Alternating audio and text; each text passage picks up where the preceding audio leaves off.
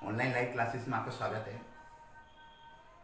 अपन ना चैप्टर चल रहा था इलेक्ट्रॉनिक की, जिसमें हमने ट्रांजिस्टर के कॉन्फ़िगरेशन पढ़ रहे थे, ट्रांजिस्टर के अभिविन्यास पढ़ रहे थे। अपन को पता है कि ट्रांजिस्टर के अभिविन्यास में तीन तरीके के ट्रांजिस्टर के अभिविन्यास होते हैं। ट्रांजिस्टर के जो अभिविन्यास है वो कितने तरीके के हमने पढ़े थे? तीन तरीके के। कौन कौन से तीन तरीके थे? दैट इज कॉमन एमीटर, ओवेनिश उत्सर्जक जिसे बोलते हैं, कॉमन बेस, और तीसरा कॉमन कलेक्टर। इन तीनों विन्यासों में हमने कुछ चीज़ें जो है, हाँ बेटा गुड इवनिंग, यहाँ पर हमने सबसे पहले इसमें कुछ पॉइंट्स है जो हमको देखने थे, दैट इज परिपथ चित्र। परिपथ चित्र जो है हमने बनाया था। परिपथ चित्र के बाद दूसरा अभिलाक्षणिक वक्र के लिए परिपथ चित्र, अभिलाक्षणिक वक्र के लिए परिपथ चित्र, ये भी हम कर चुके थे। वक्र के लिए परिपथ चित्र। तीसरा जो टॉपिक था हमारा दैट इज अभिलाक्षणिक वक्र, अभिलाक्षणिक वक्र। चौथे नंबर पर हमारा करंट एम्प्लीफिकेशन फैक्टर था, और पांचवा अल्फा बीटा गामा में संबंध था।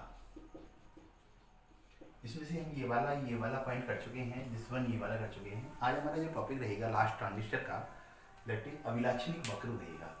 अभिलाक्षणिक वक्र की परिभाषा मैंने आपको लास्ट क्लास में बताई थी कि इनपुट विभव और इनपुट धारा, यानी विभव और धारा के मध्य जो वक्र खींचते हैं अपन, उसे कौन सा वक्र बोलते हैं? अभिलाक्षणिक वक्र बोलते हैं। विभव तथा धारा के मध्य खींचा गया वक्र क्या कहलाता है? अभिलाक्षणिक वक्र कहलाता है।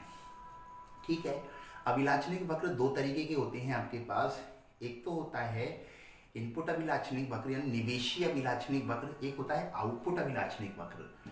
ठीक है। इनपुट अभिलाक्षणिक वक्र जो है दैट इज इनपुट अभिलाक्षणिक वक्र क्या होगा? इनपुट वोल्टेज और इनपुट धारा, इनपुट वोल्टेज और इनपुट धारा के मध्य खींचा गया वक्र इनपुट अभिलाक्षणिक वक्र कहलाता है। लेकिन इसमें बच्चों अपन क्या नियत रखते हैं? इसमें अपन नियत रखते हैं आउटपुट वोल्टेज को क्या रखा जाता है? नियत रखा जाता है। यही इसकी परिभाषा है। अगर आपसे कहे कि इनपुट अभिलाक्षणिक वक्र जो है, अगर आपसे कहे कि इनपुट अभिलाक्षणिक वक्र की परिभाषा क्या है, तो अपन क्या कहेंगे कि इनपुट वोल्टेज तथा इनपुट करंट के मध्य खींचा गया वक्र इनपुट अभिलाक्षणिक वक्र कहलाता है। जबकि क्या चीज नियत रखी जाए? आउटपुट वोल्टेज को नियत रखा जाए।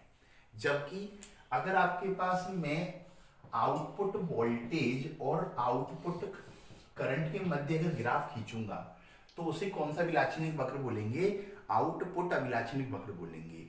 जब हम आउटपुट अभिलाक्षणिक वक्र बनाते हैं तो उस कंडीशन में इनपुट करंट को क्या रखते हैं? नियत रखते हैं। इनपुट करंट को क्या रखते हैं? नियत। तो हमें डेफिनेशन से ध्यान रखना है कि कौन सी चीजें कब नियत रखनी है। इनपुट अभिलाक्षणिक वक्र में तो क्या चीज नियत रखेंगे? आउटपुट विभव वोल्टेज को नियत रखेंगे। और आउटपुट अभिलाक्षणिक वक्र में हम किस चीज को नियत रखेंगे? इनपुट धारा यानी इनपुट करंट को नियत रखेंगे। अब हमारे पास तीन कॉन्फ़िगरेशन है, कॉमन एमीटर, कॉमन बेस और कॉमन कलेक्टर।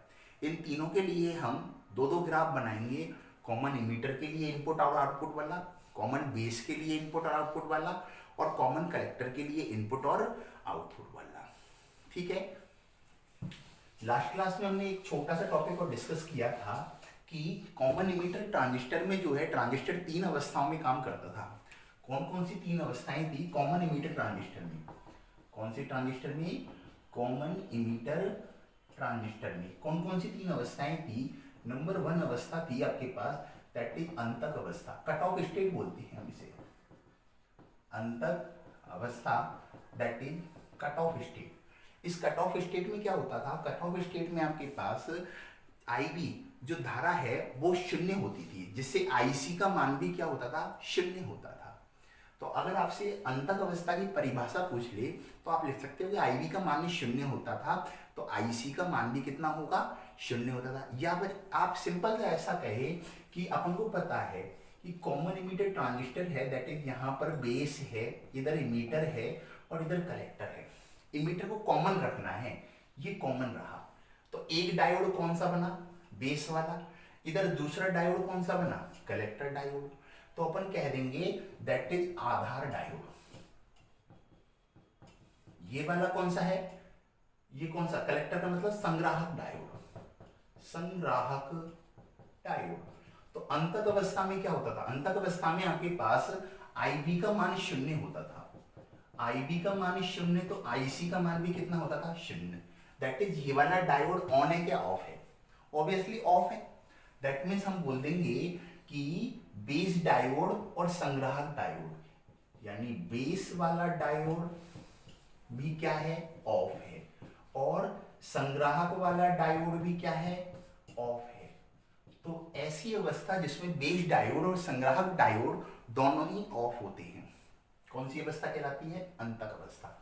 दूसरी कंडीशन में जो थी वो थी सक्रिय अवस्था, एक्टिव स्टेट। सक्रिय अवस्था में क्या होता था, सक्रिय अवस्था में आपके पास पता है आईबी का मान जो है वो नॉट इक्वल टू जीरो था। आईबी का मान थोड़ा सा बढ़ रहा था और आईसी का मान आपके पास वो भी नॉट इक्वल टू जीरो था, बहुत कम बढ़ रहा था, ठीक है। यानी आईसी का मान भी नॉट इक्वल टू जीरो था, लेकिन ये जो जीरो था ये लगभग इक्वल टू जीरो मानते हैं। दैट मीन्स इससे तो करंट फ्लो हो रही थी, लेकिन यहां पर करंट नहीं आ रही थी, नगण्य के बराबर करंट आ रही थी बिल्कुल, ठीक है। तो करंट नहीं आ रही थी किसमें, आईसी में। तो बताओ इसमें करंट नहीं आ रही है, इसमें करंट है, कौन सा डायोड ऑफ हो गया, दैट इज बेस डायोड जो है वो कौन सी अवस्था में चला जाएगा, ऑन अवस्था में चला जाएगा। जबकि कलेक्टर डायोड जो है जिसमें करंट नहीं है या जीरो करंट है, तो जीरो करंट का मतलब वहां पर डायोड क्या हो गया, ऑफ हो गया। एक तीसरी अवस्था और थी आपके पास जिसमें, जिसे अपन कौन सी अवस्था बोलते थे, संतृप्त अवस्था। संतृप्त अवस्था, संतृप्त अवस्था में आपके पास क्या होता था, आईबी का मान not equal to zero, IB का मान जीरो नहीं होता था, यानी पूरा जो वेरिएबल वाली मैंने आपको कहानी बताई थी बैरियर वाली, कि उस बैरियर को जब हटा दिया है, तो बैरियर को हटा दिया तो इसका मतलब वो बैरियर आपके पास पूरा कर देंगे तो उसमें बेस वाले में करंट फ्लो होगी, और जब बेस वाले में करंट फ्लो होगी तो किस में भी पानी जाएगा आपके पास, कलेक्टर में भी पानी जाएगा, यानी उस खेत में भी पानी जाएगा। That is I B not equal to zero, तो आईसी की वैल्यू जो है वो भी क्या आएगी, नॉट इक्वल टू जीरो। अगर आपने इस कंसेप्ट को नहीं जाना है तो आप पिछला वीडियो देख सकते हैं, उसमें आसानी से क्लियर कर हो जाएगा आपका। तो संतृप्त अवस्था में दोनों में ही current not equal to zero है। दैट मीन्स क्या हो जाएगा, बेस डायोड भी क्या हो जाएगा, ऑन हो जाएगा, और कलेक्टर डायोड भी क्या हो जाएगा, ऑन हो जाएगा। ये सिंपल सा परिभाषाएं हैं, ठीक है। आपसे वैसे परिभाषा ये बोर्ड में पूछेगा नहीं, लेकिन मैंने आपको बता दिया है कि संतृप्त अवस्था की परिभाषा पूछे, संतृप्त अवस्था किसे कहते हैं, तो हम क्या कहेंगे, संतृप्त अवस्था वह अवस्था है जिसमें बेस डायोड तथा कलेक्टर डायोड दोनों क्या होते हैं, ऑन अवस्था में होते हैं। Means current do not flow in collector diode and base diode, हाँ ऐसा कह सकते हैं बिल्कुल। ऑन और ऑफ का मतलब यही होता है, ऑन स्विच ऑन है इसका मतलब क्या हो गया, करंट फ्लो हो रही है, और अगर ऑफ है तो इसका मतलब क्या हो गया, करंट फ्लो नहीं हो रही। ऑब्वियसली जब ये डायोड ऑफ है तो इधर से करंट क्यों फ्लो होगी, यहाँ पर आईबी का मान जीरो, आईसी का मान जीरो, इसका मतलब ये वाला डायोड भी ऑफ है और ये वाला डायोड भी क्या है, ऑफ है, तभी तो करंट फ्लो नहीं हो रही। अगर करंट फ्लो होगी तो इसका मतलब स्विच क्या कर रखा है, ऑन कर रखा है, ठीक है बच्चों, यहां तक कोई समस्या। अब अपन बात करते हैं, हमारा जो लास्ट टॉपिक इसका रह रहा था दैट इज अभिलाक्षणिक वक्र के बारे में। तो अपन वन बाई वन तीनों के अभिलाक्षणिक वक्र बना लेते हैं। सबसे अपन पहले बनाते हैं अभिलाक्षणिक वक्र आईबी का, बेस का, ओवेनिस्ट उत्सर्जक वाला बनाते, ओवेनिस्ट उत्सर्जक ट्रांजिस्टर।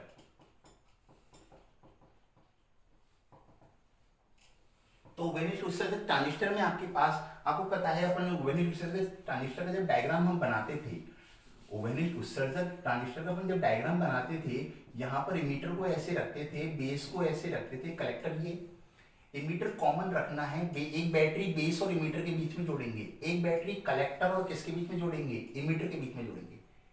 इनपुट करंट कौन सी होगी, इनपुट करंट यहाँ पर होगी आईबी, आउटपुट करंट कौन सी होगी, आईसी। इनपुट बैटरी कौन सी होगी, इमीटर और बेस के बीच में जुड़ी हुई है, that is BVE input battery. Output battery कौन सी होनी है, कलेक्टर और किसके बीच में जुड़ी हुई है, इमीटर के बीच में जुड़ी हुई है, that is BCE. Input voltage, ये इनपुट आउटपुट वाला। उत्सर्जक ओवेनिस्ट उत्सर्जक ट्रांजिस्टर के लिए हमको ग्राफ बनाना है। सबसे पहले ग्राफ बनेगा इनपुट ग्राफ, इनपुट अभिलाक्षणिक वक्र जिसे आप बोलते हो, इनपुट अभिलाक्षणिक वक्र। बच्चों 1 नंबर में आपके पास डायरेक्ट पूछेगा, ध्यान रखना आपको केवल ग्राफ बनाना है। ये सारे ग्राफ जो है वो प्रैक्टिकली प्राप्त हुए हमको आपके क्लास 12 के बोर्ड के सिलेबस में ट्रांजिस्टर का प्रैक्टिकल भी है, ठीक है। तो अगर आपको मान लो प्रैक्टिकल करने का सौभाग्य प्राप्त हो और आप ट्रांजिस्टर का जब ऑपरेशन करो यानी उसका प्रैक्टिकल परफॉर्म करो, तो आप देखना ओवेनिस्ट उत्सर्जक के लिए अपन जैसा ग्राफ बना रहे हैं, तो वहां पर जब ग्राफ बनाकर देखोगे तो इसी तरीके से ग्राफ आपको प्राप्त होगा, उसकी शेप लगभग ऐसे ही मिलेगी, ठीक है। तो हमको यहाँ पर ये ग्राफ डायरेक्ट हमको याद करने हैं। 1-1 मार्क्स में आपके पास क्वेश्चन पूछेगा। अगर 1 ग्राफ बनवाया तो 1 मार्क्स का क्वेश्चन, 2 ग्राफ बनवाए 2 मार्क्स का क्वेश्चन। जैसे इनपुट और आउटपुट दोनों का ग्राफ बनवा लिया तो बच्चों 2 मार्क्स का क्वेश्चन हो जाएगा। केवल 1 ही ग्राफ बनवाया है, 1 मार्क्स का क्वेश्चन है। आपको केवल ग्राफ बनाकर आना है, बहुत ही सिंपल है, ध्यान रखें। इधर देखिए, तो इनपुट अभिलाक्षणिक वक्र का ग्राफ बनाना है। बताओ क्या क्या लगाएंगे। Input voltage, common emitter, input voltage बताओ कितना है, that is BVE, base emitter voltage. Output और इनपुट करंट कौन सी है, IB। बेस करंट जो है वो हमेशा किस में फ्लो होती है, माइक्रो एम्पियर में, आपको पता है, माइक्रो एम्पियर में, ठीक है। और बाकी की सारी करंट किस में फ्लो होगी, मिली एम्पियर में फ्लो होगी। तो यहाँ पर मैंने माइक्रो एम्पियर बना दिया। ये VVE वोल्टेज आपके पास चलेगा। अब इसके बीच में हमको ग्राफ बनाना है, इनपुट वोल्टेज और इनपुट करंट के बीच में। तो इनपुट वोल्टेज और इनपुट करंट के बीच में जब आप ग्राफ बनाओगे, तो जब अपन प्रैक्टिकली इसको करेंगे तो वो ग्राफ हमको प्राप्त होगा कुछ इस तरीके से। क्या चीज कांस्टेंट रखनी है, इसमें मैंने कहा था इनपुट वोल्टेज और इनपुट करंट के बीच में जब अपन रखते हैं तो ग्राफ में आउटपुट वोल्टेज को कांस्टेंट रखा जाता है। हाँ वेरी गुड साहब, BCE को कांस्टेंट रखा जाएगा, that is BCE equals to constant. ये भी BCE इक्वल्स टू क्या है, कांस्टेंट है। यहाँ पर कोई भी वैल्यू लिख सकते हैं, वो हमारे हाथ में, हम कितने वोल्टेज की वैल्यू रखे। आप चाहो तो इसमें लिख सकते हो, इधर मैंने ये 10 वोल्ट रखा, मैंने ये 20 वोल्ट रखा। नहीं भी रखोगे केवल तो कोई दिक्कत नहीं है, इस वैल्यू से कोई नंबर नहीं है आपके पास, केवल आपको शेप बनानी होती है। ये लगभग ये वैल्यू जो है 0.7 वोल्ट के समथिंग आती है।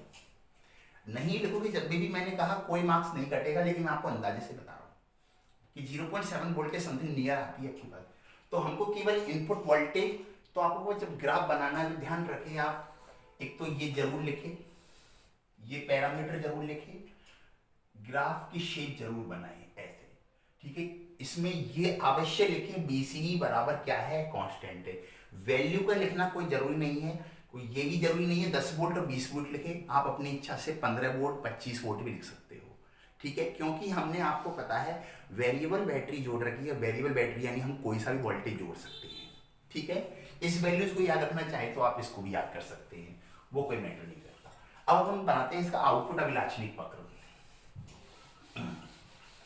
आउटपुट अभिलाक्षणिक वक्र जब हम बनाएंगे, आउटपुट अभिलाक्षणिक वक्र, तो आउटपुट अभिलाक्षणिक वक्र किस किस के बीच में बनेगा, दैट इज आउटपुट वोल्टेज और आउटपुट करंट। किस में बनेगा, आउटपुट वोल्टेज और आउटपुट वोल्टेज कौन सा था, VCE। आउटपुट करंट कौन सी थी, IC। तो इमीटर तो कॉमन था। ये किस में फ्लो होती है, मिली एम्पियर में फ्लो होती है। किससे फ्लो होती है, मिली एम्पियर में। तो देखो ग्राफ किस तरीके से प्राप्त होता है हमको,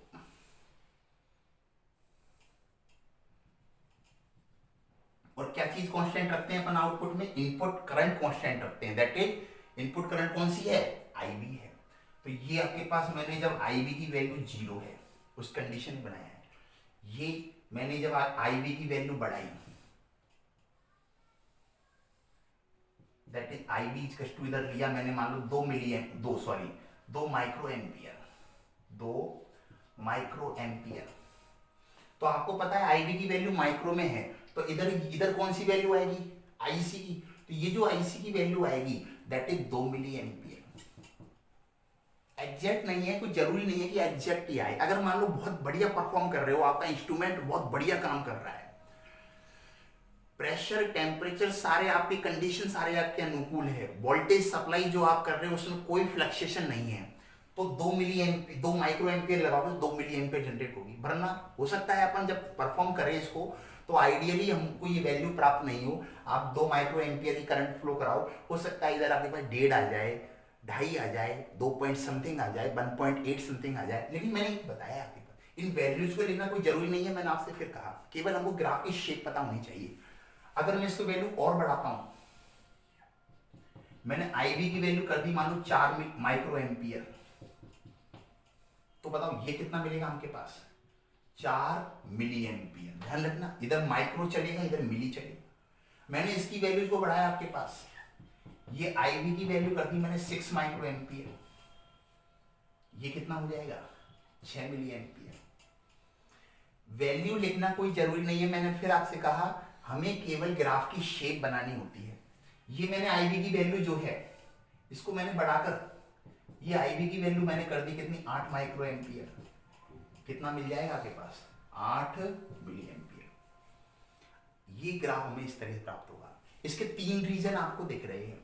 एक तो ये वाला रीजन देखो, मैं ये बनाता हूं शेडेड करके, दिस वन, जहां पर आईसी की कोई वैल्यू नहीं है या मैक्सिमम वैल्यू है। इधर इससे पहले आईवी की वैल्यू जब 0 है, दिस वन, ये वाला रीजन, और एक ये वाला रीजन जब आपके पास करंट फ्लो हो रही है। इस रीजन को तो बोलते हैं आपके पास, जब आपके पास यहां पर मैक्सिमम करंट है, दैट इज, इसे बोलते हैं आपके पास कौन सी स्टेट, इसे बोलेंगे हम बच्चों सैचुरेशन स्टेट, जिसे हिंदी में क्या बोलते हैं, संतृप्त अवस्था।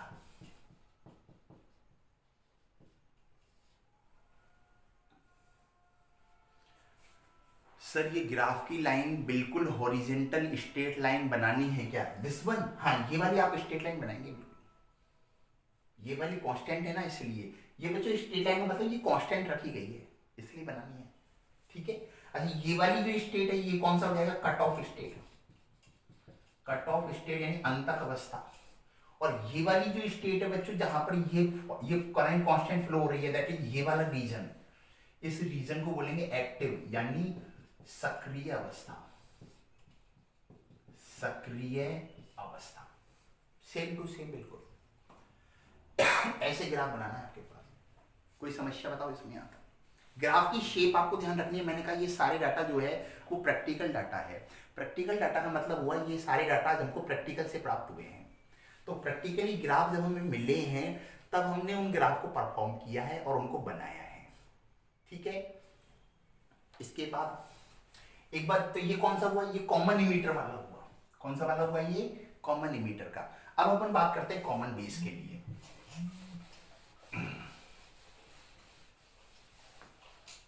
तो देखिए कॉमन बेस के लिए कैसे बनेगा,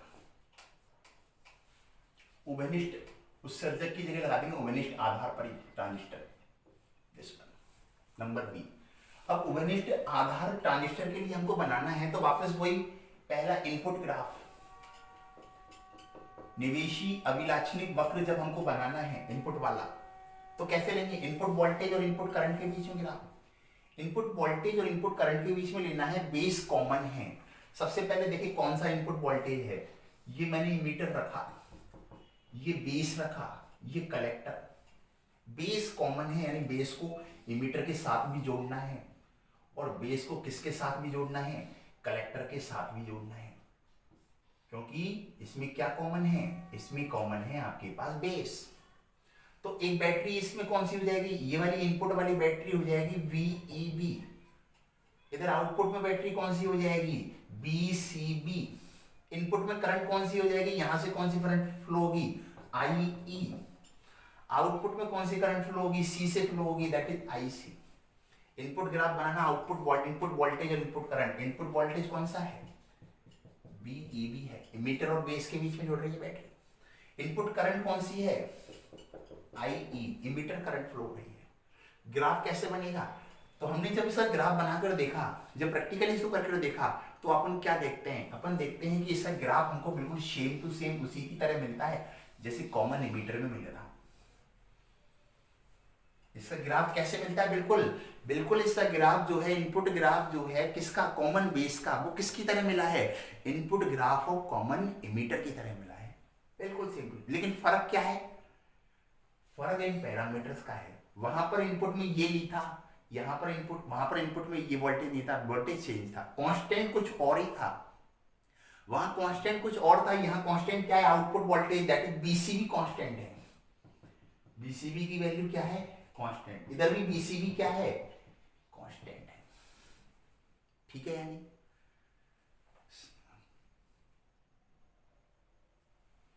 अच्छा अच्छा, इसमें वैल्यूज अगर आप लिखना चाहो तो ध्यान रखना जैसे बच्चों वहां पर अपन ने लिखा था 10 वोल्ट और 20 वोल्ट, यहां पर इसके अगर वैल्यूज में अगर अपन देखेंगे, देखो वहां वैल्यू बढ़ाने पर उस वाले, इससे पहले वाले ग्राफ में जब अपन कॉमन लिमिटर में बना रहे थे, तो मैंने इधर 10 वोल्ट लिखा था, इधर 20 वोल्ट लिखा था, यानी मैं जब वोल्टेज बढ़ा रहा था तो ग्राफ पीछे जा रहा था। लेकिन यहाँ ऐसा नहीं है, जब मैं वोल्टेज बढ़ाऊंगा तो उस कंडीशन में ग्राफ पीछे की जगह आगे आएगा। इसका मतलब ये वाला कौन सा हो जाएगा? 20 वोल्ट, और ये वाला कौन सा हो जाएगा? 10 वोल्ट। ठीक है, बाकी वैल्यूज लिखना कोई जरूरी नहीं है, आपको केवल ग्राफ की शेप बनानी है, इस बात का आपको ध्यान रखना है। इनपुट अभिलाक्षणिक वक्र बन जाएगा। बिल्कुल, बताओ कोई दिक्कत, कोई प्रॉब्लम हो तो बताओ। राहुल बेटा बता, कोई दिक्कत है तो नहीं है?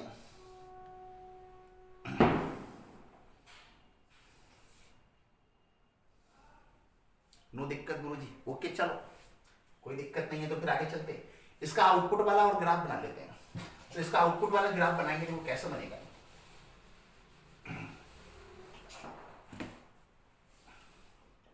आउटपुट ग्राफ कौन सी वाली का बना रहे हैं? ओवेनिस्ट आधार का बना रहे हैं। तो ओवेनिस्ट आधार का जब मैं आउटपुट वाला ग्राफ बनाऊंगा आपके पास, यहां पर आउटपुट वोल्टेज कौन सा है?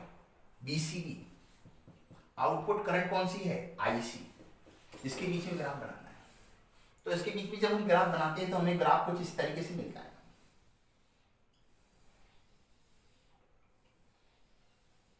दिस वन, क्या चीज कांस्टेंट रखेंगे? इनपुट करंट को कांस्टेंट रखेंगे। इनपुट करंट क्या है? आई। ये आई को कांस्टेंट रख देंगे, यानी आई की वैल्यू अगर मान लो मैंने यहां पर 2 मिली एम्पियर ली है, अगर मैंने यहां पर आई की वैल्यू 2 मिली एम्पियर ली है, तो आपको पता है आईसी की वैल्यू थोड़ी सी कम होती है। आईई, आईबी और आईसी, इसमें से बताओ कौन सी वैल्यू सबसे ज्यादा होती है? बताओ। तो सबसे ज्यादा होती है आपके पास कौन सी? आईई। और सबसे कम कौन सी होती है? आईबी। और आईसी जो है वो थोड़ी सी 1-2% कम होती है, यानी वो 100 है तो ये मतलब वो 100 है, अगर मान लो आई की वैल्यू 100 है तो आईसी जो है वो कितनी होती है? 98-99 ऐसे होती है। तो ये 2 मिली एम्पियर है, तो बताओ ये कितनी होगी? आईसी ये 1.98 हो जाएगी मिली एम्पियर में।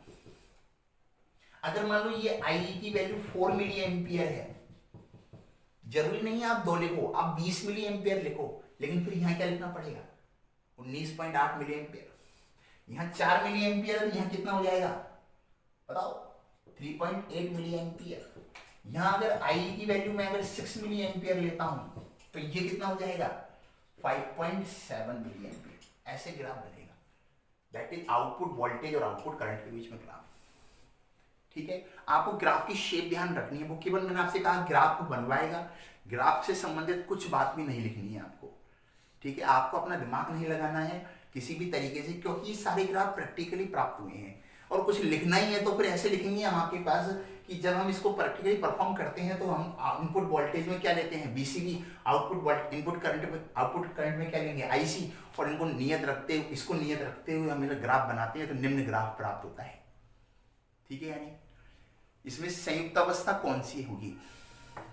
किसमें बच्चों? इसमें सैचुरेशन स्टेट की बात कर रहे हो?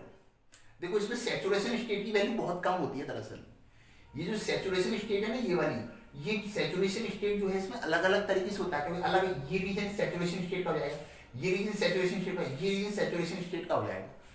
तो दैट इज सैचुरेशन स्टेट की वैल्यू जो है वो बहुत कम होती है इसमें, आईसी इस कॉमन कलेक्टर उसमें कॉमन बेस वाले में। तो अपन कॉमन बेस वाले में सैचुरेशन स्टेट नहीं बोलेंगे, यहां पर क्या है? ये वैल्यू को अपन ऐसे मानेंगे, दिस वन, ऐसे कंटिन्यूस चलेगा, ये कांस्टेंट करंट जहां फ्लो हो रही है।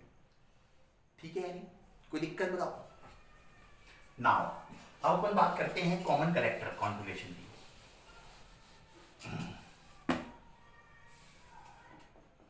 तीसरा उभयनिष्ठ आधार के बाद उभयनिष्ठ संग्राहक, उभयनिष्ठ संग्राहक परिपथ। तो देखो उभयनिष्ठ संग्राहक परिपथ में क्या होगा, उभयनिष्ठ संग्राहक परिपथ में पहले ये देख लो कॉमन, इसमें कौन कौन सी चीजें क्या क्या हैं कॉमन कलेक्टर वाले में। तो कॉमन कलेक्टर में अगर अपन देखेंगे इधर ये इमीटर, ये इधर अपने कलेक्टर कॉमन रखना है। तो बच्चों कलेक्टर कॉमन रखना है तो आप यहाँ पर कलेक्टर को ऐसे लेते हैं, ये कलेक्टर ये रहा, ये बेस ये रहा, ये इमीटर ये रहा। तो एक बैटरी किस किसके बीच में जोड़ेंगे, एक बैटरी जोड़ेंगे कलेक्टर और किसके बीच में, बेस के बीच में, दिस वन। एक बैटरी जो है वो किस किसके बीच में जोड़ेंगे, एक बैटरी जोड़ेंगे इमीटर और कलेक्टर के बीच में। तो इनपुट करंट कौन सी हो जाएगी, आईबी। आउटपुट करंट कौन सी हो जाएगी, आईसी। इनपुट वोल्टेज कौन सा हो जाएगा, बीबीसी। आउटपुट वोल्टेज कौन सा हो जाएगा, बीसीई। सी और ई के बीच में जोड़ रहा है, बीसीई। इनपुट ग्राफ, तो इनपुट ग्राफ बनाएंगे कैसे बनेगा, इनपुट वोल्टेज और इनपुट करंट के बीच में ग्राफ बनाना है। इनपुट वोल्टेज कौन सा है, इनपुट वोल्टेज देखिए आपके पास कौन सा है, बीबीसी। इनपुट करंट कौन सी है, आईबी।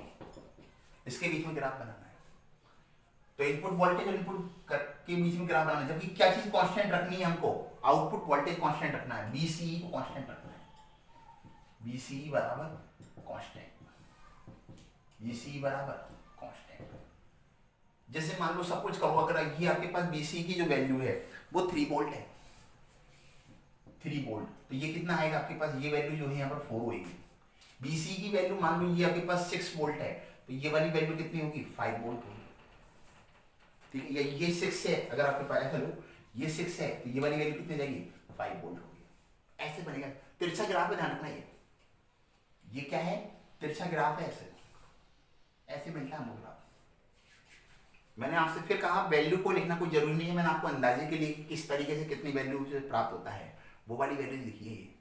ठीक है, आपको केवल ग्राफ की शेप बनाकर आनी है और ये लिखना है क्या चीज कांस्टेंट रखी गई है, किस किस के बीच में है ग्राफ, वीवीसी और आईबी के बीच में है। कोई दिक्कत। अब इसका आउटपुट अभिलाक्षणिक वक्र और बनेगा। तो आउटपुट अभिलाक्षणिक वक्र बच्चों इसका वैसा ही बनता है जैसा कॉमन इमीटर में आउटपुट अभिलाक्षणिक वक्र बनता है। कैसा बना था देखो, मैंने इसको नहीं मिटाया ग्राफ को, जब से क्यों नहीं मिटाया, क्योंकि ये ऐसा कि ऐसा ग्राफ सेम टू सेम, बिल्कुल सेम टू सेम ये कॉमन कलेक्टर का अभिलाक्षणिक वक्र भी है।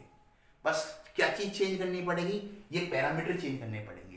बताओ क्या चीज करेंगे, आउटपुट करंट कौन सी है, आईसी। आउटपुट करंट कौन सी है, आईसी।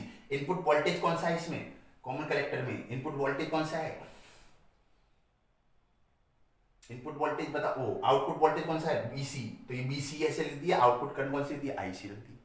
आईसी ये हो गया, आउटपुट वोल्टेज ये रहा, आउटपुट वोल्टेज आउटपुट करंट। क्या चीज कांस्टेंट रखनी है, आईबी को कांस्टेंट रखना। ये आईबी को मैंने कांस्टेंट रख दिया।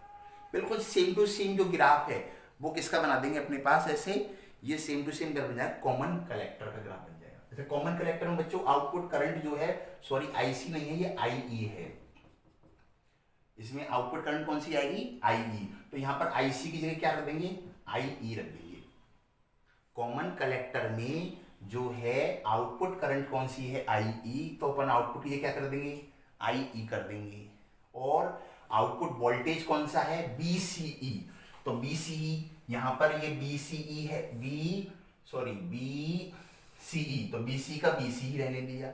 ठीक है, और क्या चीज करंट कांस्टेंट रखेंगे, इनपुट करंट को कांस्टेंट रखेंगे, दैट इज आईवी कांस्टेंट है, तो आईवी कांस्टेंट ऐसे रहने दिया।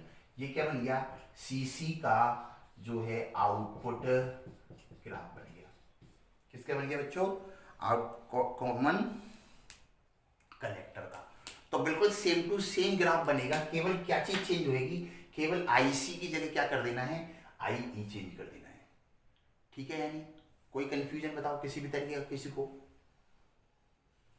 कोई प्रॉब्लम हो तो बताओ फटाफट।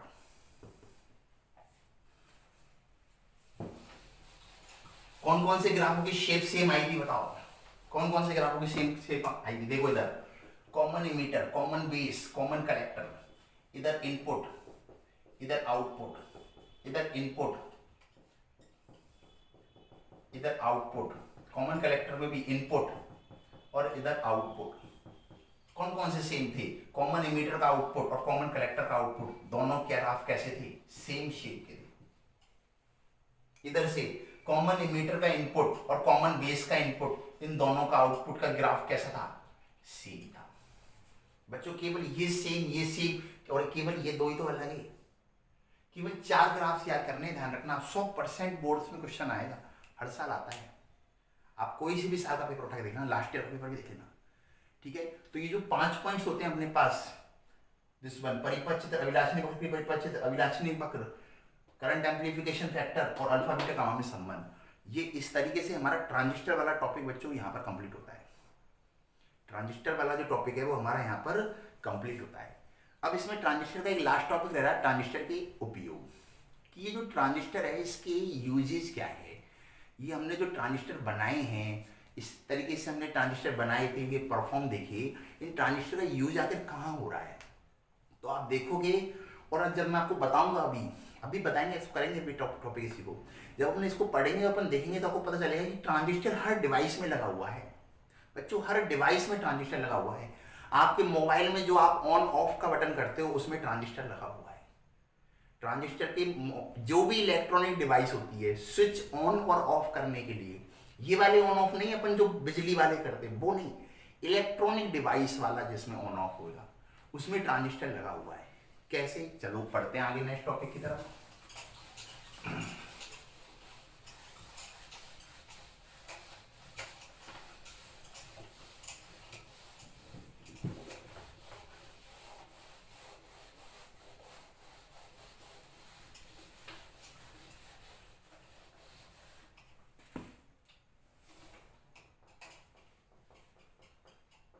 ट्रांजिस्टर के उपयोग।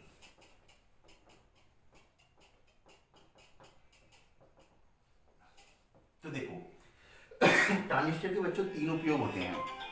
ट्रांजिस्टर के जो है हमारे पास कितने उपयोग होते हैं, 3 उपयोग होते हैं। यानी ट्रांजिस्टर को अपन 3 तरीके से यूज कर सकते हैं, ठीक है।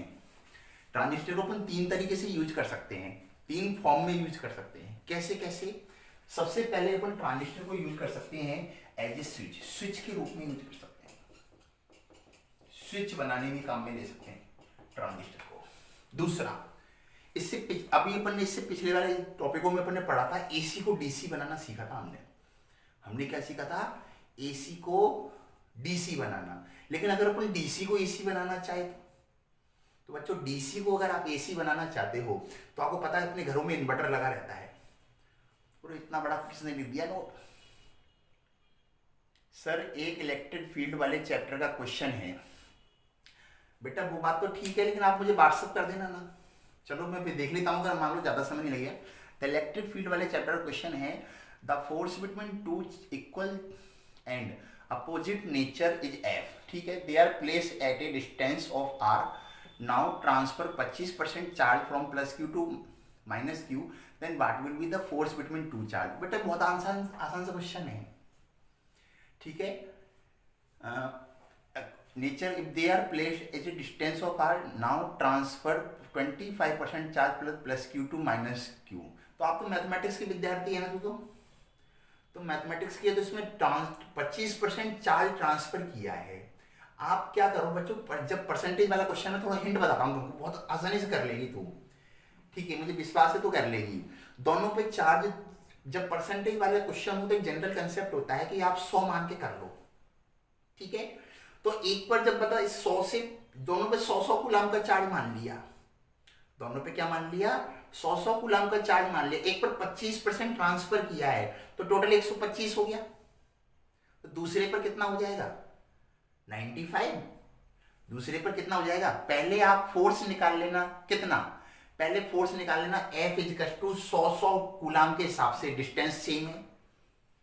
फिर फोर्स निकाल लेना किससे, एक पर कितना 25% ट्रांसफर कर दिया है, दैट इज कितना हो जाएगा 125, दूसरे पर कितना हो जाएगा 95 अपॉन में, और फिर दोनों की डिस्टेंस सेम है आपके पास, what will be the force between 2 charge. हाँ बिल्कुल हो जाए, और फिर उसको आसानी से सॉल्व कर लोगे, ठीक है। यानी बात समझ में आई है नहीं आई आपके पास। इधर देखो मैं क्या दोबारा, चलो उसको कर ही लेता हूँ, बाद में गई भूल अच्छा उल्लू बना दिया।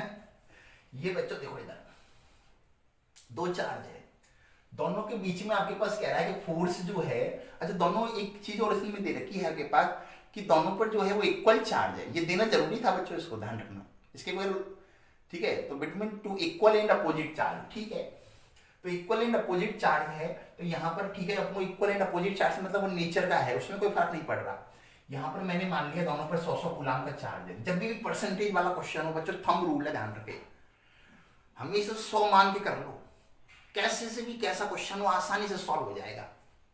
डिस्टेंस कितनी है r, f इज टू बताओ कितना, q1 की वैल्यू ये, q2 की वैल्यू ये, पहली कंडीशन में फोर्स F1 की वैल्यू F दे रखी है, ये कितना हो जाएगा k इंटू 100 अपॉन कितना r²।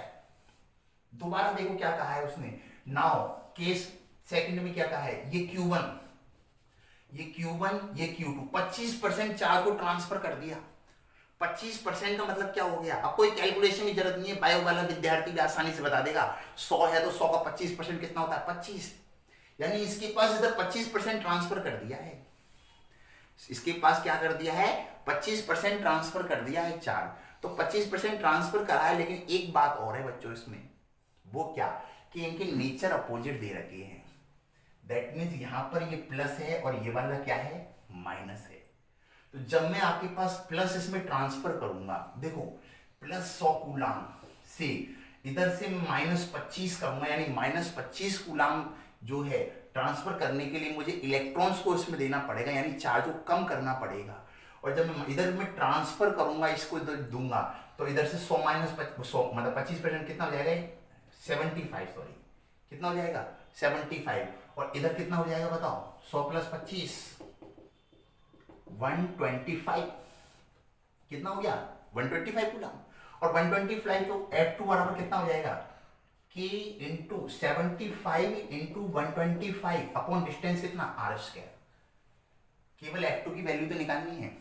ये बताओ चार्ज ट्रांसफर करते हैं तो इन पर पॉजिटिव और नेगेटिव सिंबल लेंगे क्या, या नेगेटिव या पॉजिटिव लेंगे या नहीं, बताओ। अगर मान दोनों कंडीशन में डिस्टेंस सेम है, इसलिए कोई फर्क नहीं पड़ रहा है, ठीक है, दोनों कंडीशनों में डिस्टेंस सेम है, तो अपन जब भी फोर्स के फॉर्मूले में, देखो एक बेसिक फंडा होता है, आपने क्लास 11th में पढ़ा होगा या नहीं पढ़ा है तो सबसे पहले मैं आपको बता देता हूँ। जब अपन फर्स्ट क्लास लेंगे इस चैप्टर की, ठीक है, अभी आपने ये चैप्टर अपन ने नहीं बताया है, ठीक है, आपके स्कूल में बताया होगा, ठीक है, आपका भी बेसिक फंडामेंटल कमजोर है इस चैप्टर का, कोई बात नहीं बच्चों। अब इसके बाद अपन फर्स्ट चैप्टर स्टार्ट करेंगे, ध्यान रखना, इसके बाद अपन फर्स्ट चैप्टर स्टार्ट करेंगे। ये मैंने पहले सेकंड फिजिक्स उठा रखी थी, तो अपनी जब भी नेक्स्ट क्लास लगेगी तो अपन जो नए चैप्टर की आपकी फर्स्ट फिजिक्स से स्टार्ट करेंगे, यानी फर्स्ट चैप्टर से स्टार्ट करेंगे।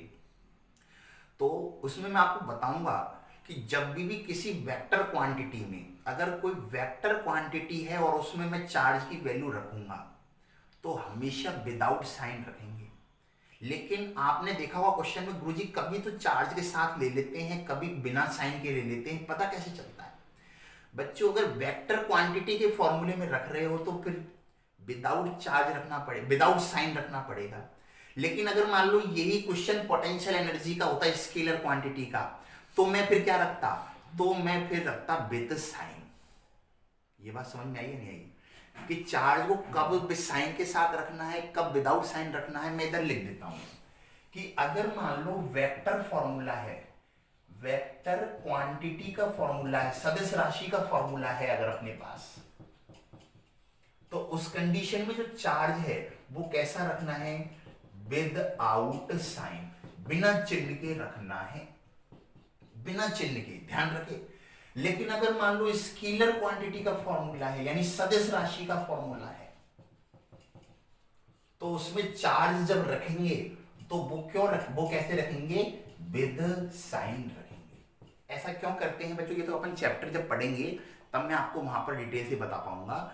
जैसे मैं एग्जांपल बता देता हूं, कौन कौन सी वेक्टर क्वांटिटी आपने पढ़ी है, फोर्स, इलेक्ट्रिक फील्ड, इन दोनों में कभी भी अगर साइन जो है चिन्ह के साथ रख रखा है तो बच्चों वहां पर एरर है, ध्यान रखें। स्केलर क्वांटिटी कौन सी है, पोटेंशियल एनर्जी, पोटेंशियल, ये जो क्वांटिटी है स्केलर क्वांटिटी, इसमें साइन विदाउट साइन रखेंगे।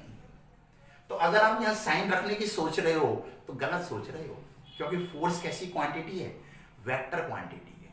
ठीक है बेटा, क्लियर है। अब इसको सॉल्व करने बेटा अपन को F2 की वैल्यू निकालनी है। मेरे ख्याल से आप डिवाइड करके आसानी से निकाल लोगे। करूं क्या इसको? चलो कर देते हैं बच्चों। तो ऊपर f है, f upon f2 is equal to k into 100 upon R square divide by k into 75 into 125 upon R square. k से k कैंसिल हो जाएगा, आर से कैंसिल हो जाएगा। 25 की 75, 25 चौको 100, 25 चौको 100, 25 पंजे 125, 16 बटा 15 आंसर आ जाएगा बच्चों। बताओ कोई दिक्कत है तो?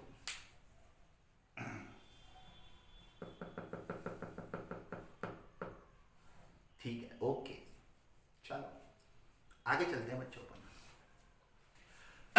बेटा इसे बीच में क्या है कि इस टॉपिक के क्वेश्चंस जो है, हाँ नो दिक्कत, वो तो खैर दिक्कत तो क्यों होगी, थोड़े फंडामेंटल्स आपके अभी कमजोर है, ठीक है, कोई बात नहीं, don't fear because I am here, ठीक है।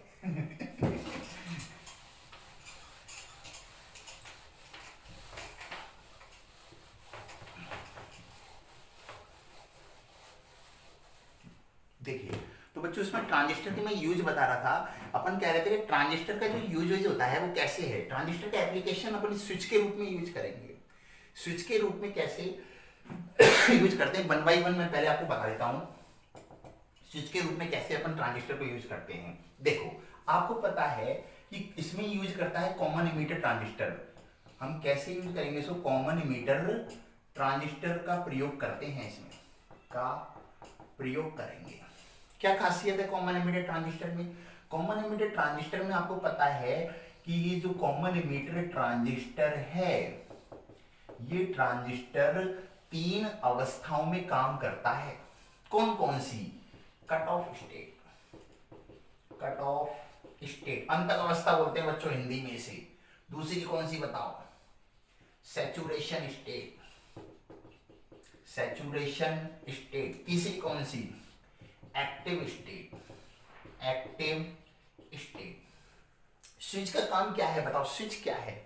वो डिवाइस या वो युक्ति जो ऑन और ऑफ कर दे। किसको ऑन ऑफ कर दे? धारा को। धारा को चालू कर दे हम कहें तो, और जब हम कहें जब धारा को बंद कर दे, स्विच कहलाती है। आप बताओ ट्रांजिस्टर में भी तो कुछ ऐसा हो रहा था कि नहीं हो रहा था? इस कट ऑफ स्टेट पर यहां पर धारा प्रवाहित हो रही थी क्या? नहीं, नहीं, यहां पर धारा बंद थी। यहां पर धारा क्या थी? ऑफ थी। सैचुरेशन स्टेट में क्या हो रहा था बताओ? यहां पर जो है धारा क्या थी? ऑन थी, करंट फ्लो हो रही थी। और एक्टिव स्टेट में इसमें कुछ नहीं कह सकते, क्योंकि इस कंडीशन में वो ऑन और ऑफ दोनों के मिडल वाली कंडीशन थी, कभी ऑन कभी ऑफ, कभी ऑन कभी ऑफ। तो हम क्या करेंगे? हम ट्रांजिस्टर को वर्क करवा देंगे किस रीजन में? इस रीजन में। जैसे ही मुझे मान लो स्विच को ऑन करना है, मैं ऐसा पोटेंशियल लगाऊंगा, ऐसा पोटेंशियल लगाएंगे हम उस पर, या ऐसा वोल्टेज अप्लाई करेंगे जिससे ट्रांजिस्टर कौन से रीजन में पहुंच जाए? Cut off state. Cut off state में पहुंच गया, करंट फ्लो होगी क्या? नहीं। बताओ क्या हो जाएगा? स्विच क्या हो जाएगा? ऑफ। स्विच क्या हो गया इस कंडीशन में? ऑफ हो गया।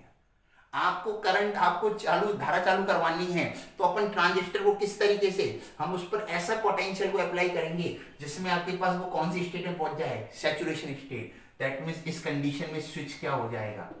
ऑन हो जाएगा। येलो। तो इस तरीके से अपन कॉमन इमीटर ट्रांजिस्टर को जो है वो स्विच के रूप में यूज कर सकते हैं। क्यों स्विच के रूप में, कैसे यूज कर सकते हैं? आपसे बोर्ड में कैसे प्रश्न पूछेगा, आपसे कहेगा बताओ ट्रांजिस्टर की कौन सी अवस्था जो है वो स्विच की तरह काम करती है, तो अपन कहेंगे ट्रांजिस्टर की 2 अवस्थाएं, या ट्रांजिस्टर 2 अवस्थाओं में स्विच की तरह कार्य करता है। That is cut off state और saturation state. Cut off state में ट्रांजिस्टर जो है वो स्विच ऑफ की तरह कार्य करता है, और सैचुरेशन स्टेट में वो स्विच ऑन की तरह कार्य करता है। किसकी तरह कार्य करता है? स्विच ऑन की तरह। तो हम जब मोबाइल का जो पावर बटन होता है ऑन ऑफ जो अपन करते हैं, वो ऑन ऑफ क्या है? वो ऑन ऑफ वही बैरियर वाली कंडीशन है बच्चों, जो आपको बताई थी कट ऑफ स्टेट और इसको समझाने के लिए, कि जब वो बैरियर अगर हटा देते हैं, अगर वो बैरियर लगा हुआ है तो वो करंट फ्लो नहीं होगी, और बैरियर हटा दिया तो वो करंट फ्लो हो जाएगी। तो वही वो बैरियर वाला जो फोर्स है वो हम उस मोबाइल पर लगाते हैं। उस मोबाइल पर उस बैरियर को हमने लगा दिया, मोबाइल ऑफ। बैरियर को अपने हटा दिया, मोबाइल ऑन। तो ये इस तरीके से जो भी इलेक्ट्रॉनिक डिवाइस होगी उन सभी में जो ट्रांजिस्टर है वो किसकी तरह वर्क करेगा, स्विच ऑन और स्विच ऑफ की तरह कार्य करता है।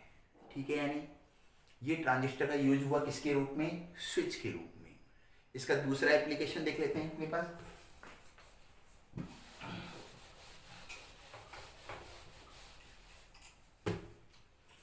दूसरा इसका एप्लीकेशन है बच्चों, ट्रांजिस्टर का यूज करते हैं अपन प्रवर्धक के रूप में।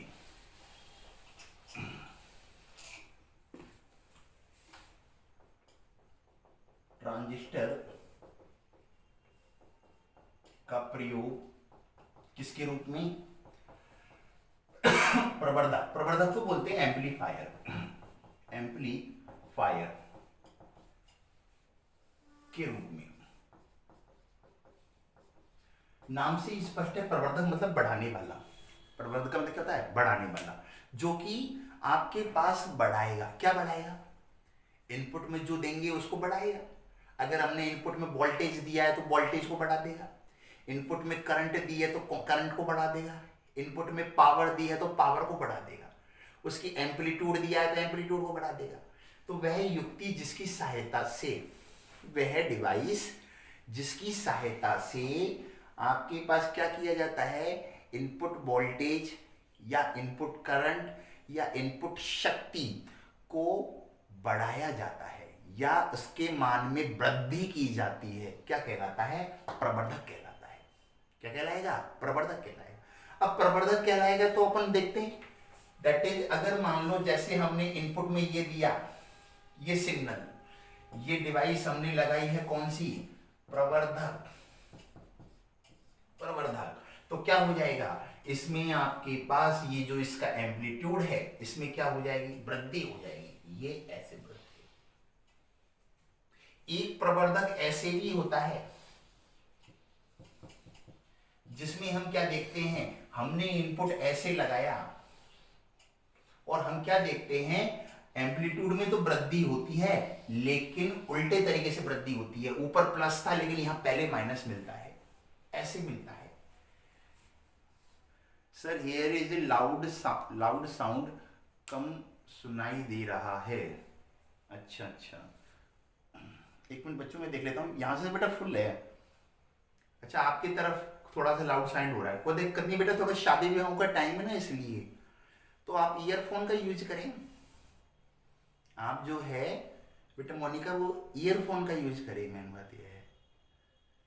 ठीक है, थोड़ा सा हो सकता है डिस्टर्बेंस होता है कई बार, तो वो कोई दिक्कत नहीं है। बाद में रिकॉर्डेड इसका सेशन आप जो रिकॉर्ड हो जाएगा आपके मोबाइल में वो आप देख लेना। ठीक है बेटा, चलो। हाँ तो हम देखते हैं एक प्रवर्धक ऐसा भी है, जब प्लस है तो इधर माइनस वाला पहले बढ़ेगा। तो बच्चों ये अलग अलग प्रवर्धक है। ये वाला जो प्रवर्धक है दैट इज, ये जो प्रवर्धक है इसे बोलते हैं कॉमन बेस, सीबी प्रवर्धक। ये वाला जो प्रवर्धक है वो कौन सा है, कॉमन इमीटर प्रवर्धक। दोनों में डिफरेंस है। ये कैसा प्रवर्धक है, कॉमन बेस। ये वाला कैसा प्रवर्धक है, कॉमन इमीटर प्रवर्धक है। ठीक है, यानी तो आप इसको अच्छे से ध्यान रखें। देखो याद करने का तरीका भी है, देखो ये इधर 0 है, इधर कितना है, ये पाई। आपको पता है, आपने क्लास 11 में पढ़ा है। तो पाई का डिफरेंस आया है, कितने का डिफरेंस आ गया बच्चों, यहाँ से पाई का डिफरेंस आ गया। और देखो पाई भी जो है वो किसकी तरह बन रहा है, ई की तरह बन रहा है। ठीक है, तो और दूसरी बात कॉमन बेस वाले में अपन सी बी लिखेंगे, तो देखो यहाँ पर बी खुद बता रहा है कितने कितने हैं, कितना फेज डिफरेंस आएगा, 0 आएगा। आप मुझे इतना बताओ कि फेज डिफरेंस 0 जो है वो सीबी में आता है या सीई में आता है, फटाफट से कमेंट में बताओ जल्दी से। इनपुट और आउटपुट में फेज डिफरेंस 0 किस में आता है, कॉमन बेस में या कॉमन एमीटर में, सीबी में। वेरी गुड, वेरी गुड बेटा, वेरी गुड, शाबाश शाबाश, बिल्कुल सही। ठीक है, किस में आएगा आपके पास, सीबी में आएगा। हाँ शाबाश बेटा शाबाश। तो और यानी बेस वाला जो है उसमें कितना हो जाएगा, 0, और इमीटर वाला जो है उसमें डिफरेंस कितना हो जाएगा आपके पास, प्रवर्धक। अब हमारे जो सिलेबस में है, बोर्ड की बात करते हैं बच्चों, हमारे जो सिलेबस में है उन्होंने स्पेसिफाई किया हुआ है कि आपके पास केवल प्रवर्धक कौन सा पढ़ना है, आपको कॉमन इमीटर वाला प्रवर्धक पढ़ना है। ठीक है, कौन सा प्रवर्धक पढ़ना है? कॉमन एमीटर वाला। तो अपन कॉमन एमीटर वाला प्रवर्धक देख लेते हैं, इसकी वर्किंग देख लेते हैं खटाखट से, कैसे काम करता है ये। देखिए, तो सबसे पहले क्या करना है, सबसे पहले इसका सर्किट डायग्राम देख लेते हैं। तो सर्किट डायग्राम देखेंगे बच्चों, कॉमन एमीटर ट्रांजिस्टर बनाएंगे, ये लो, जिसको कॉमन रखते हैं उसको नीचे रखते हैं, इमीटर को नीचे रखना पड़ेगा। ये एन इधर से, ये पी, ये एन, ये सी है, इधर ये बेस है, ये इमीटर है। इमीटर को कॉमन रखने का मतलब क्या हुआ, बैटरी बेस और किसके बीच में जुड़ेगी, इमीटर के बीच में जुड़ेगी। बैटरी किसके बीच में जुड़ेगी, बेस और इमीटर के बीच में। इमीटर को कॉमन रखना है तो यहां पर बैटरी किसके बीच में जुड़ेगी, कलेक्टर और इसके बीच में जुड़ेगी। यहां पर मैंने एक लोड रेजिस्टेंस रख दिया आर, आउटपुट लेने के लिए। जब कभी भी आप आउटपुट लेते हो, जब अपन फर्स्ट फिजिक्स में पढ़ेंगे सर्किट में, आपको वहां पर सॉल्व करना सिखाऊंगा और आपको बताऊंगा कि बच्चों जब कभी भी अपन किसी इनपुट का आउटपुट लेते हैं, जब भी कोई भी इनपुट का आउटपुट लेते हैं तो अपन को रेजिस्टेंस की जरूरत पड़ती है। जैसे आपके पास घरों में अपन ने खंबे से इनपुट ले रखा है धारा का, वोल्टेज का, और आउटपुट हम किस पर ले रहे हैं, आउटपुट हम ले रहे हैं, हम बल्ब जला रहे हैं, हम पंखा जला रहे हैं, हम ट्यूबलाइट जला रहे हैं, हम कुछ भी चीज चला रहे हैं। तो हम कुछ भी चीज चला रहे हैं तो उन सबका एक रेजिस्टेंस है। जब तक वो रेजिस्टेंस नहीं होगा वो चीज चालू नहीं होगी। तो जब भी हमें आउटपुट लेना है तो हम एक लोड रेजिस्टेंस लगाते हैं। इसे क्या बोलते हैं बच्चों, इसे बोलते हैं लोड प्रतिरोध। लोड प्रतिरोध बोलते हैं, ठीक है। अभी आप ध्यान रखें, बैटरी का कनेक्शन बताओ, इमीटर को फॉरवर्ड बायस में करना है, कलेक्टर को रिवर्स बायस में करना है। रिवर्स बायस में करने के लिए एन है तो इसको बैटरी के पॉजिटिव से जोड़ना पड़ेगा, ये पॉजिटिव और ये नेगेटिव। बैटरी को क्या नाम देंगे, BCE, कलेक्टर और इमीटर के बीच में जुड़ी हुई है, जो कॉमन होती है उसे बाद में लिखते हैं। इधर देखिए, यहाँ पर इमीटर को फॉरवर्ड बायस में करना है, फॉरवर्ड बायस में करना है तो ये एन है, इसको बैटरी के नेगेटिव से जोड़ना पड़ेगा, इसको किससे जोड़ना पड़ेगा, पॉजिटिव से। बैटरी को क्या नाम देंगे, BBE, जो कॉमन होता है उसे बाद में लिखते हैं अपने पास। यहां पर ऐसे किया, कोई प्रॉब्लम बताओ यहां तक।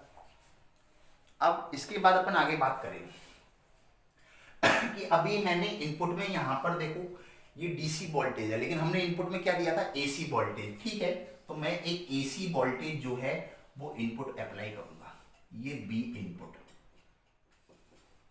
ये कैसा वोल्टेज है, ये क्या है, ये AC वोल्टेज है बच्चों। क्या है ये, AC वोल्टेज। AC वोल्टेज आप जानते हो, that is this one. Output कहां आएगा, ये वाला आउटपुट कहां आएगा, लोड प्रतिरोध पर। हमेशा आउटपुट लोड प्रतिरोध पर आता है, दैट इज यहां पर क्या मिलेगा आपको, आउटपुट मिलेगा। अब आउटपुट मिलेगा तो देखो क्या चीज बढ़ रही है। सबसे पहले आपके पास अपन देखते हैं किसमें, सर्किट डायग्राम हमने लिख दिया है, डायग्राम का डिस्क्रिप्शन आप लिख सकते हो, और वैसे हमसे लिखवाएगा नहीं डिस्क्रिप्शन, ठीक है। और आपको इसकी वर्किंग अपन ने पहले बताई हुई है। सबसे पहले अपन निकाल रहे हैं धारा में अगर वृद्धि हो रही है तो उसे बोलेंगे धारा प्रवर्धन। क्या बोलेंगे, धारा प्रवर्धन। धारा प्रवर्धन को किससे लिखेंगे, प्रवर्धन का मतलब ए होता है और आई, दैट इज आउटपुट धारा और इनपुट धारा का अनुपात क्या कहलाएगा, धारा प्रवर्धन।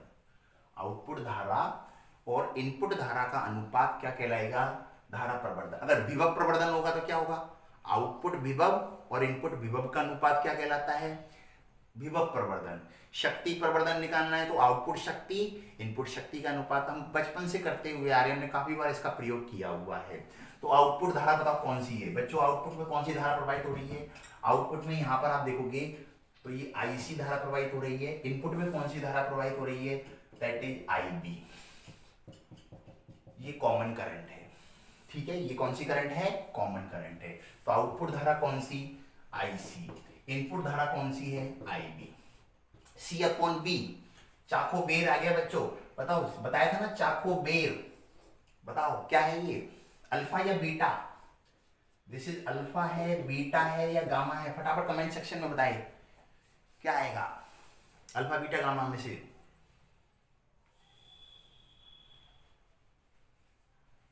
Beta, very good very good, शाबाश, हाँ वेरी गुड बेटा, ठीक है। तो I C upon I B that is beta, यानी ए आई बराबर क्या हो जाएगा, बीटा हो जाएगा। तो धारा प्रवर्धन की वैल्यू किसकी वैल्यू इक्वल होती है, बीटा। और आपको पता है बीटा जो है वो किसके, बीटा की वैल्यू हमेशा किससे बड़ी होती है, एक से बड़ी होती है। तो बीटा का मान एक से बड़ा हो गया, मतलब आईसी का मान ज्यादा आएगा, तो धारा आईसी का मान ज्यादा हो गया। तो आपको पता है धारा का मान आईसी का मान ज्यादा है, इनपुट धारा कम थी, आउटपुट धारा हमको ज्यादा मिली है, तो धारा में क्या हुई है, वृद्धि हो गई। यही तो हमको करना था, यही तो हम करना चाह रहे थे। दूसरा बताओ, विभव प्रवर्धन। अगर हम विभव प्रवर्धन निकालना चाहते हैं तो क्या हो जाएगा, ए बी बराबर क्या हो जाएगा, आउटपुट विभव अपॉन इनपुट विभव। आउटपुट विभव, विभव क्या होता है बताओ, दैट इज धारा इनटू प्रतिरोध। तो इन आउटपुट विभव का मतलब आउटपुट धारा, आई आउटपुट इनटू प्रतिरोध। बताओ कितना प्रतिरोध है इसका, बाहर कितना रेजिस्टेंस लगा रखा है, R L, load resistance. Input धारा यानी आई इनपुट इनटू कितना रेजिस्टेंस लगा रखा है, इनपुट का रेजिस्टेंस बच्चों आर आई है, कितना है, are I input resistance. I output upon I input, अभी हमने देखा था ए आई यानी बीटा, और ये क्या हो जाएगा, दिस वन। तो ए बी बराबर क्या आ गया, beta into R L upon R L. ये आपके पास ऐसे मिल गया। ये किसका फॉर्मूला आ गया, विभव प्रवर्धन का फॉर्मूला आ गया। किसका फॉर्मूला आ गया, ये विभव प्रवर्धन का। आपके पास डायरेक्ट क्वेश्चन आएंगे, ध्यान रखना। आपके पास 3 डेरिवेशन निकलवाएगा वो, कोई भी चीज निकलवा लेगा, इसमें से धारा प्रवर्धन निकालो, विभव प्रवर्धन निकालो, ठीक है। यानी न्यूमेरिकल्स में आपके पास डायरेक्ट बीटा की वैल्यू गिवन होगी और लोड रेजिस्टेंस और आरआई की वैल्यू गिवन होगी। फॉर्मूला पता होना चाहिए आपको, बस आपको क्या पता होना चाहिए, फॉर्मूला में डायरेक्ट मान रखना है और सॉल्व करना है गणित तक बन के। इधर से तीसरा शक्ति प्रवर्धन और निकाल लेते हैं।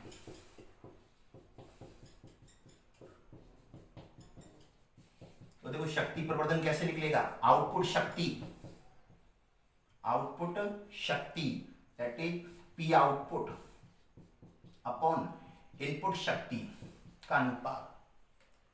आउटपुट शक्ति बताओ क्या होता है, दैट इज शक्ति बराबर विभव इनटू धारा, that is B output into धारा output upon B input into धारा इनपुट। और B output upon B input क्या होता है, B output upon B input अभी देखा था अपन ने, बीटा इंटू विभव प्रवर्धन that is beta into R L upon R I, that is कितना हो जाएगा, ये डायग्राम ड्रॉ कर रहा हूं बच्चों ऊपर से।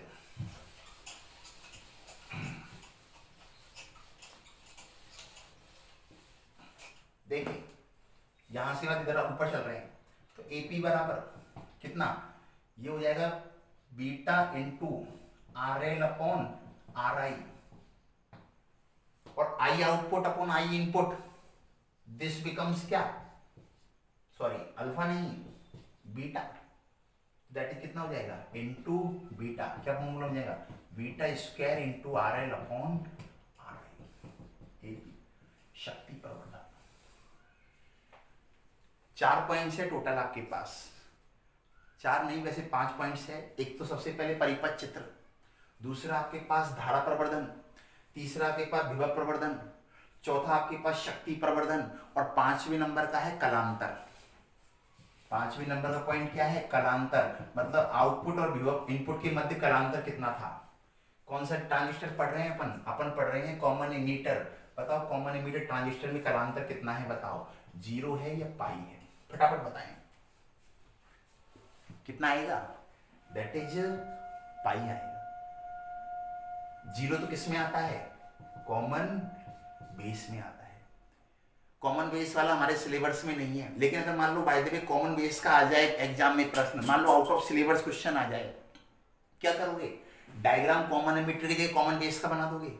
बीटा और कॉमन बेस में कौन सा धारा प्रवर्धन चलता है, अल्फा, तो यहां पर क्या फॉर्मूला हो जाएगा, ए आई की जगह बीटा की जगह क्या आ जाएगा, अल्फा, इस जगह क्या आ जाएगा, alpha into R L upon R आई, इस जगह क्या आ जाएगा, alpha square into R L upon R I, और इस जगह क्या आ जाएगा 0। ये लो हटाओ, कॉमन बेस वाला भी हो गया अगर आपसे पूछ ली तो। ठीक है बच्चों, तो इस तरीके से ही हमारी आज की सभा यहाँ पर समाप्त होती है। कल संडे का बच्चों अपन ऑफ रखेंगे। मंडे को आपके पास नए टॉपिक के साथ मिलेंगे। फिर भी अगर कोई क्लास में कोई चेंज होगा तो मैं आपको बता दूंगा।